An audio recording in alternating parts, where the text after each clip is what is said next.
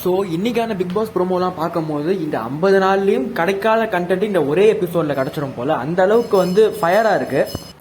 So promo பார்க்கும்போது தெரியுது டாஸ்க்கை வந்து அப்கிரேட் பண்ணியிருக்காங்க. அதாச்சும் அவங்க வந்து ரூல்ஸ் வந்து கொஞ்சம் மாத்திருக்காங்க. இதுக்கு முன்னாடி கேம்ல வெளியே போனவங்களும் உள்ள வரலாம், ஆனால் அவங்க வந்து ஹெல்ப் பண்ற மாதிரி உள்ள வரலாம். அவங்களுக்கு எந்த பொம்மை உள்ள போகக்கூடாதோ அந்த பொம்மையை வந்து உள்ள போகாம தடுக்கலாம். பட் வந்து தடுக்கலாம் தான் சொல்லியிருக்காங்களே தவிர பொம்மையை பிடிச்சி இழுக்கலாம்னு சொல்ல நினைக்கிறேன்.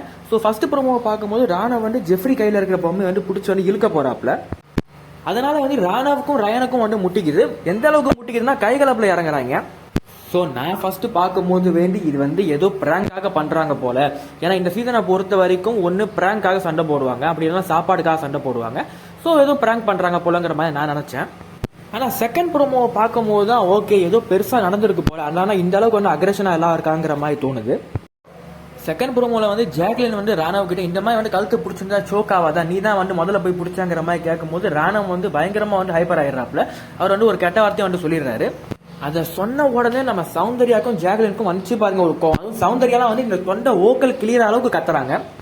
கண்டிப்பா இந்த அளவுக்கு கோவம் வந்துதாங்க ஆகணும். ஏன்னா இந்த பிக் பாஸ் வீட்டை பொறுத்த வரைக்கும் யாருமே வந்து கெட்ட வார்த்தை பேசவே மாட்டாங்க. அதுவும் பொண்ணுங்கெல்லாம் வந்து சுத்தம் கெட்ட வார்த்தைனா என்னன்னே தெரியாது. ஸோ அவங்க முன்னாடி போய் இந்த மாதிரி கெட்ட வார்த்தை பேசும்போது கண்டிப்பா இவ்வளவு கோவம் வரதான் செய்யும்.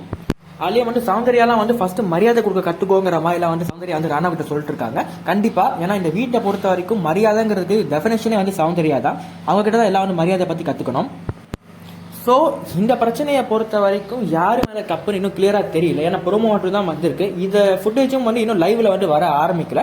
ஸோ யாரு மேல தப்புன்னு இன்னும் தெரியல. எபிசோட் அப்படி இல்லை லைவ்ல வந்ததுக்கு அப்புறமா யாரு மேல தப்புன்னு கிளியரா தெரியும். ஆனா அதுக்குள்ளே பார்த்தோம்னா நிறைய யூடியூப் சேனல்ஸ்ல வந்து ராணுவ போட்டு அடிக்க ஆரம்பிச்சிட்டாங்க. சின்ன சின்ன விஷயத்துக்கு ரெட் கார்டு எல்லோ கார்டுன்னு பேசுற குரூப் எல்லாம் வந்து இப்ப இந்த ப்ரோமோ 1ல ரயன் வந்து போய் ராணுவ அடிக்கிற மாதிரி காட்டியிருக்காங்க. ஸோ அதை சப்போர்ட் பண்ற மாதிரி பேசுறாங்க. நான் எந்த சேனலும் சொல்ல விரும்பல.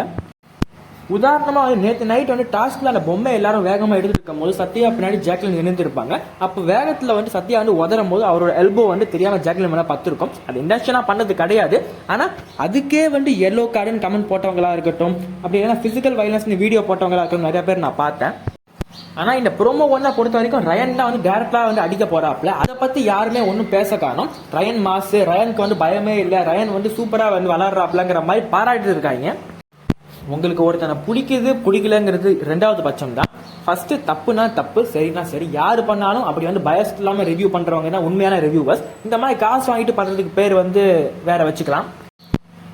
சரி, நம்ம 1000 கத்தனாலும் அவங்க வீடியோவை பார்க்கறதுக்கு ஒரு கூட்டம் இருக்கு. அவங்க சொல்றத அப்படியே யோசிக்காம நம்புறதுக்கு ஒரு கூட்டம் இருக்கு. நம்ம ஒன்றும் பண்றதுக்கு இல்லை. சரி, ப்ரோமோ 1 பார்த்த வரைக்கும் கோவா கேங் மேல தப்பு இருக்கிற மாதிரி இருக்கு. ப்ரோமோ 2 பார்த்த வரைக்கும் ராணவ் மேல தப்பு இருக்கிற மாதிரி இருக்கு. ஸோ ரெண்டு ப்ரோமோலையும் வந்து வேற வேற ஷேடை வந்து காட்டுறாங்க. இது வந்து லைவ்ல வரும்போது தான் என்ன நடந்துச்சு நமக்கு வந்து கிளியரா தெரியும். ஸோ வெயிட் பண்ணி பார்க்கலாம். ஆனா என்ன நடந்தாலும் ஒரு விஷயம் மட்டும் நிச்சயம், வீக்கெண்ட்ல ராணவுக்கு வந்து சரியான சவுக்கடி இருக்க போகுது.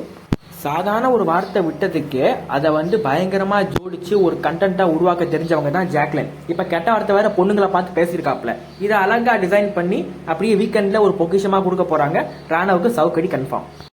ஸோ இந்த ரெண்டு ப்ரோமோவை பற்றி உங்களோட ஒப்பீனியன் என்னங்கிறத மறக்காம கமெண்ட்ல போடுங்க. தேங்க்ஸ் ஃபார் வாட்சிங். பாய்.